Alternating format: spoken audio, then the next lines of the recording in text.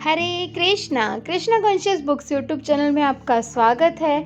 आज से हम स्टार्ट करेंगे कृष्ण भावनामृत की प्राप्ति। कृष्ण कृपा मूर्ति श्री श्रीमद एसी भक्ति वेदांत स्वामी प्रभुपाद संस्थापकाचार्य अंतर्राष्ट्रीय कृष्ण भावनामृत संघ। कृष्ण भावनामृत की प्राप्ति।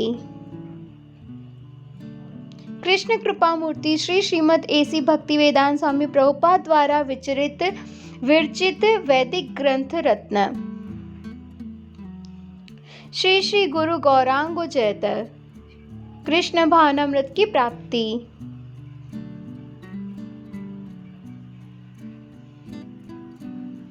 विषय सूची। अध्याय 1 मानव योनि अथवा पशु योनि का चयन। ओम अज्ञानतिमिरान्धस्य ज्ञानाञ्जनशलाकया चक्षुरुन्मीलितं येन तस्मै श्री गुरुवे नमः। अज्ञान रूपी घोर अंधकार से अंधे हुए मेरे नेत्रों को जिन्होंने ज्ञान रूपी प्रकाश से खोल दिया है, मैं उन गुरुदेव को सादर नमस्कार करता हूँ। उक्त श्लोक से गुरु को नमस्कार करना एक प्रथा है जो अपने शिष्यों को दिव्य ज्ञान का प्रकाश देते हैं। वैदिक पद्धति में शोध कार्य की आवश्यकता नहीं है। सांसारिक विद्वता में हमें किसी शोध कार्य के द्वारा अपने शैक्षणिक ज्ञान का प्रमाण देना पड़ता है, किंतु वैदिक पद्धति इससे भिन्न है। वैदिक पद्धति में शोध कार्य पहले ही कर दिया गया है, वह ज्ञान परिपूर्ण है और उसे गुरु शिष्य परंपरा के द्वारा गुरु अपने शिष्य को केवल हस्तांतरित करते हैं। शोध कार्य का प्रश्न ही नहीं उठता, क्योंकि जिन साधनों या उपकरणों से शोध कार्य किया जाता है वे कुंठित तथा अपूर्ण है। अपने वर्तमान भौतिक अस्तित्व में हम प्रकृति के अनेक नियमों से बंधे हैं। सभी बद्ध जीव अपनी इंद्रियों की अपूर्णता के कारण 4 दोषों के अधीन हैं। एक दोष तो यह है कि बद्ध जीव निश्चय ही त्रुटियां यानी गलतियां करता है। ऐसा कोई मनुष्य नहीं है जो त्रुटियां न करता हो। उदाहरण के लिए भारत में महात्मा गांधी को एक महान व्यक्तित्व माना जाता था, किंतु उन्होंने भी त्रुटियां की। जिस सभा में वे मारे गए उनमें जाने से 5 मिनट पूर्व उनके विश्वस्त साथियों ने उन्हें वहां जाने से मना किया था, किंतु उन्होंने हट पकड़ लिया। बद्ध दशा में त्रुटियां करना बड़ा स्वाभाविक है, इसलिए अंग्रेजी में यह प्रसिद्ध कहावत चल रही है, त्रुटियां करना मनुष्य के लिए स्वाभाविक है। बद्ध जीव की दूसरी अपूर्णता यह है कि वह निश्चित रूप से भ्रमित हो जाता है। भ्रमित होने का तात्पर्य है उस पदार्थ की सत्ता को मान लेना जो है ही नहीं, अर्थात किसी छाया चित्र को वास्तविक मान लेना। हम में से प्रत्येक की धारणा है कि हम ये शरीर है, किंतु वस्तुतः हम शरीर नहीं है। शरीर को स्वयं मान लेना ही माया है। तीसरी अपूर्णता यह है कि बद्ध जीव में ठगने की प्रवृत्ति होती है। हम किसी दुकानदार को प्रायः कहते सुनते हैं, क्योंकि आप मेरे मित्र हैं, मैं आपसे कोई लाभ नहीं लूंगा, किंतु वस्तुतः हम जानते हैं कि वह कम से कम 50% मुनाफा ले रहा है। ठगने की इस प्रवृत्ति के कितने ही उदाहरण हैं। कितने ही ऐसे अध्यापकों के उदाहरण भी है जो वास्तव में तो कुछ जानते नहीं है, किंतु अपने सिद्धांतों को संभवतः अथवा ऐसा हो सकता है जैसे वाक्यों के प्रतिपादित करते हैं, जबकि वास्तव में वे अपने छात्रों को केवल ठग रहे होते हैं। चौथी अपूर्णता यह है कि जीव की इंद्रियां पूर्ण नहीं है। हमारी दृष्टि इतनी सीमित है कि न तो हम बहुत दूर देख सकते हैं, न ही बहुत पास। हमारे नेत्र कुछ विशेष दिशाओं को ही देख पाते हैं, इसलिए यह समझा जाता है कि हमारी दृष्टि सीमित है। इसी प्रकार हमारी अन्य सभी इंद्रियां भी सीमित है। असीमित को इन अपूर्ण और सीमित इंद्रियों से नहीं समझा जा सकता। निष्कर्ष यह है कि वैदिक पद्धति हमें परम सत्य को जानने के लिए अपनी वर्तमान इंद्रियों को उपयोग करने के लिए प्रोत्साहित नहीं करती, क्योंकि ये कई तरह से बद्ध है। यदि हमें ज्ञान प्राप्त करना है तो वह निश्चय ही एक उच्चतर स्रोत से प्राप्त होना चाहिए जो उक्त 4 अपूर्णताओं से आबद्ध नहीं हो। वह स्रोत भगवान श्री कृष्ण है। वे श्रीमद् भगवद गीता के सर्वोच्च अधिकारी यानी प्रमाण है और वे अनेक ऋषि मुनियों द्वारा पूर्ण ज्ञान के अधिकारी के रूप में स्वीकार किए गए हैं। जो लोग वैदिक साहित्य के गंभीर अध्येता है वे प्रमाण को स्वीकार करते हैं। उदाहरण के लिए श्रीमद् भगवद गीता विद्वानों का प्रस्तुतिकरण नहीं है जो बहुत शोध कार्य के बाद सामने आया हो। यह तो पूर्ण ज्ञान है जो भगवान श्री कृष्ण ने कुरुक्षेत्र के युद्ध स्थल में अर्जुन को सिखाया था। और श्रीमद् भगवद गीता से हमें पता चलता है कि पूर्व युगों में भगवान श्री कृष्ण ने यह ज्ञान सूर्यदेव विवस्वान को दिया था और अनादिकाल से गुरु शिष्य परंपरा से यह ज्ञान विवस्वान से लेकर आगामी पीढ़ियों को दिया जाता है। इमं विवस्वते योगं प्रोक्तवान हम व्ययं विवस्वानं वनवे प्राह मनुरीक्षा कवे ब्रवीत। श्री भगवान ने कहा, मैंने इस अविनाशी योग का उपदेश सूर्यदेव विवस्वान को दिया था। विवस्वान ने इसकी शिक्षा मानव जाति के पिता मनु को तथा मनु ने फिर इक्ष्वाकु को दी थी। श्रीमद् भगवद गीता 4.1। यदि हम भगवद गीता का अध्ययन आधुनिक शिक्षा से अर्जित ज्ञान से या अपने मस्तिष्क की कल्पनाओं के अनुसार करने लगेंगे तो निश्चय ही हम त्रुटि करेंगे। श्रीमद् भगवद गीता को इस प्रकार से समझ पाना संभव नहीं है।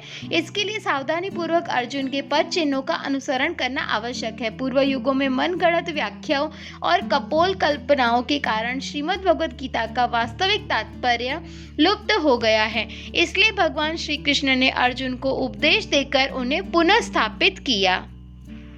एवं परंपरा प्राप्त मिमं राजर्षयो विदुः सकाले नेह महता योगो नष्टः परन्तप स एवायं मया ते तद्यं योगः प्रोक्तः पुरातनः भक्तोऽसि मे सखा चेति रहस्यं यते दुत्ततम्। हे परंतप अर्जुन, यह परम विज्ञान इस प्रकार गुरु शिष्य परंपरा के द्वारा प्राप्त हुआ और राजर्षियों ने इस विधि से उसे जाना, परंतु काल क्रम से वह परंपरा खंडित हो गई, जिससे यह विज्ञान अपने यथार्थ रूप में लुप्त प्राय हो गया। परमेश्वर से हमारे संबंध का वही प्राचीन विज्ञान आज मैंने तुमसे कहा है, क्योंकि तुम मेरे भक्त और सखा हो, अतएव तुम इस विज्ञान के दिव्य रहस्य को समझ सकते हो। श्रीमद् भगवद गीता 4.2 और 3। अतः स्पष्ट है कि जो कोई व्यक्ति अर्जुन का अनुगमन करते हुए भक्ति भाव से भगवान श्री कृष्ण की ओर अग्रसर होता है, वही श्रीमद् भगवद गीता और अन्य समस्त वैदिक साहित्यों का तात्पर्य समझ सकता है। वेद 4 है, सामवेद, ऋग्वेद, यजुर्वेद और अथर्ववेद। उपनिषद 108 है, जैसे ईशोपनिषद, कठोपनिषद, तैत्तिरीय उपनिषद इत्यादि। वैदिक साहित्य में वेदांत सूत्र, श्रीमद् भागवतम और श्रीमद् भगवद गीता भी सम्मिलित है। यह साहित्य किसी विशेष मानव समुदाय के लिए नहीं, अपितु समस्त मानव समाज के लिए है। संपूर्ण मानव समाज इस मानव जीवन को परिपूर्ण बनाने के लिए वैदिक ज्ञान का लाभ उठा सकता है। जैसा पहले बताया जा चुका है, मानव जीवन इंद्रिय तृप्ति के लिए नहीं है, अपितु इसका लक्ष्य भगवान, ब्रह्मांड और स्वयं को जानना है। वैदिक साहित्य से हम समझ सकते हैं कि यह भौतिक जगत भगवान की संपूर्ण सृष्टि की एक आंशिक अभिव्यक्ति मात्र है। भगवान की सृष्टि के 72 अंश का दर्शन वैकुंठ के आध्यात्मिक जगत में होता है। इस भौतिक प्रकृति के परे एक श्रेष्ठ आध्यात्मिक प्रकृति है, जैसा कि भगवान श्री कृष्ण श्रीमद् भगवद गीता में कहते हैं, भूमिरापो नलो वायुः खं मनो बुद्धिरेव च अहंकार इति यम में भिन्ना प्रकृतिरष्टधा अप्रेयमितत्स्वन्यां प्रकृति विद्धि में परां जीवभूतं महाबायो येदं धार्यते जगत। पृथ्वी, जल, अग्नि, वायु, आकाश, मन, बुद्धि और अहंकार मेरी भिन्न भौतिक शक्तियों के 8 रूप है। हे महाबाहु अर्जुन, इस अपरायणी जड़ प्रकृति के अतिरिक्त मेरी एक परायणी चेतन प्रकृति भी है, जो वे सब जीव है जो भौतिक अपरा प्रकृति से संघर्ष कर रहे हैं तथा ब्रह्मांड को बनाए रख रहे हैं। श्रीमद् भगवद गीता 7.4 और 5। इस सृष्टि में अनेक भौतिक ब्रह्मांड गुच्छ के रूप में विद्यमान है और ये सभी मिलकर इस भौतिक सृष्टि का निर्माण करते हैं। इन सभी अनगिनत भौतिक ब्रह्मांडों के गुच्छों के परे दिव्य धाम है, जिसका उल्लेख श्रीमद् भगवद गीता में भी है। न तद् भास्यते सूर्यो न शशांको न पावकः यद् गत्वा न निर्वर्तन्ते तद् धाम परम मम। मेरा वह परम धाम न सूर्य, न चंद्रमा और न अग्नि के द्वारा प्रकाशित होता है। जो मेरे उस परम धाम को प्राप्त कर लेता है, वह पुनः इस भौतिक जगत में नहीं लौटता। श्रीमद् भगवद गीता 15.6। वह परा प्रकृति जो इस भौतिक प्रकृति के परे है शाश्वत है, इसके आरंभ होने का कोई इतिहास नहीं है, न इसका आदि है न अंत। परस्तस्मात् भावन्यो व्यक्तो व्यक्तास्तनातनः यः स सर्वेषु भूतेषु नश्यस्तु न विनश्यति। अव्यक्तोऽक्षर इत्युक्तस्य सम्माहो परमागतिं यं प्राप्य न निर्वर्तन्ते तद्धं परमं मम। इस व्यक्त अव्यक्त होने वाली जड़ प्रकृति से परे एक अन्य सनातन प्रकृति भी है। ये सर्वोपरि तथा अविनाशी है। इस जगत के नष्ट हो जाने पर भी यह उसी तरह बनी हुई रहती है। उस परम धाम को व्यक्त और अक्षर कहते हैं और वही परम गंतव्य है। वहाँ जाने वाला उधर से फिर कभी वापस नहीं लौटता। वही मेरा परम धाम है।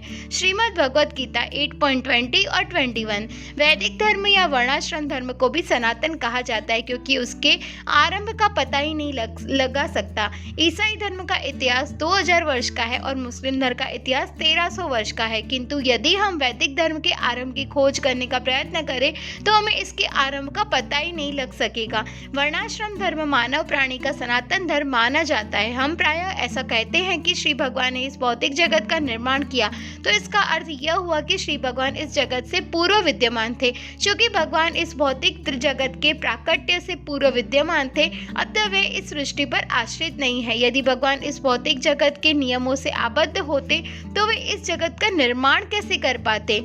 भगवान अपनी सृष्टि से अभिन्न है और साथ ही साथ इससे पृथक पूर्ण रूप से विद्यमान भी है। यह श्रीमद् भगवद गीता में कहा गया है।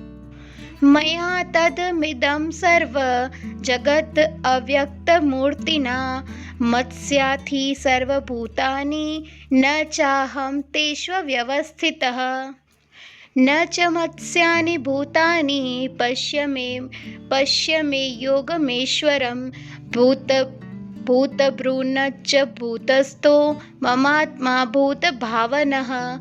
अपने दिव्य रूप में मैं इस संपूर्ण सृष्टि में व्यापक हूँ। सभी चराचर प्राणी मुझ में स्थित हैं, पर मैं उनमें नहीं हूँ और इतना होने पर भी यह सृष्टि मुझ में स्थित नहीं है। मेरे इस यौगिक ईश्वर को देखो। यद्यपि मैं समस्त भूत प्राणियों का पालन करता हूँ और सर्वव्यापक हूँ, तथापि मैं ही सृष्टि का एकमात्र स्रोत हूँ। श्रीमद् भगवद गीता 9.4 और 5। वास्तव में हम सब आत्मा है और हमारा लक्ष्य आध्यात्मिक आकाश में भगवान के संग रहना है, जहाँ असंख्य दिव्य ग्रह है और असंख्य दिव्य जीव है। किंतु जो लोग उस आध्यात्मिक जगत में रहने के योग्य नहीं है, वे इस भौतिक जगत में बेच दिए जाते हैं।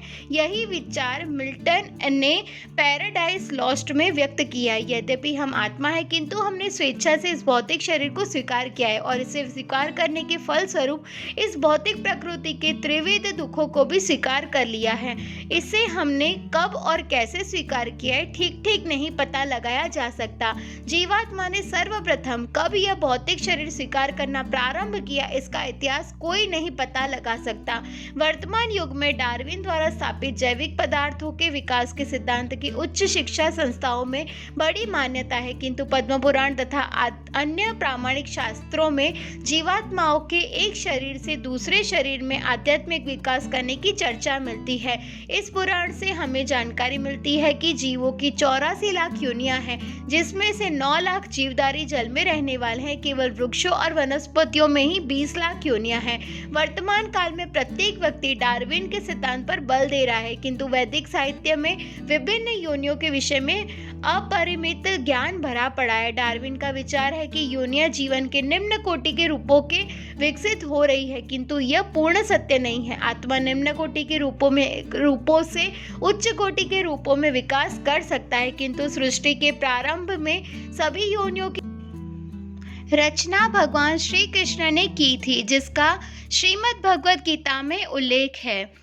सर्वभूतानि कौन्तेय प्रकृतिं यान्ति मामिकां कल्पक्षये पुनस्तानि कल्पादो वृसृजाम्यहं प्रकृतिं स्वामवष्टभ्य वृसृजामि पुनः पुनः भूतग्राममिमं कृष्णम् अवश्यं प्रकृतिवर्षता हे कुंती पुत्र, कल्प का अंत होने पर संपूर्ण भौतिक सृष्टि मेरी प्रकृति में लय हो जाती है और नए कल्प के आरंभ में अपनी शक्ति द्वारा मैं फिर उसकी सृष्टि करता हूँ। संपूर्ण सृष्टि मेरे अधीन है। मेरी इच्छा से यह बारंबार प्रकट होती है और मेरी ही इच्छा से अंत में इसका नाश हो जाता है। श्रीमद् भगवद गीता 9.7 और 8। ये सभी जीव शरीर तथा मन से संबंधित दुखों समेत त्रिविध दुखों के अधीन है। पशु ये समझ नहीं सकते कि वे दुख भोग रहे हैं, किंतु मनुष्य ये समझ सकता है। जो व्यक्ति यह नहीं जानता कि वह दुख भोग रहा है, वह पशु चेतना में है। जिन पशुओं का वध होने वाला होता है, वे यदि एक बाढ़ के पीछे खड़े हो तो भी वे नहीं समझते कि अगले ही क्षण उनका वध होने वाला है। किंतु मनुष्य जीवन में हमें इस बात का ज्ञान होना ही चाहिए कि हम जन्म, मृत्यु, वृद्धावस्था और रोग का दुख भोग रहे हैं।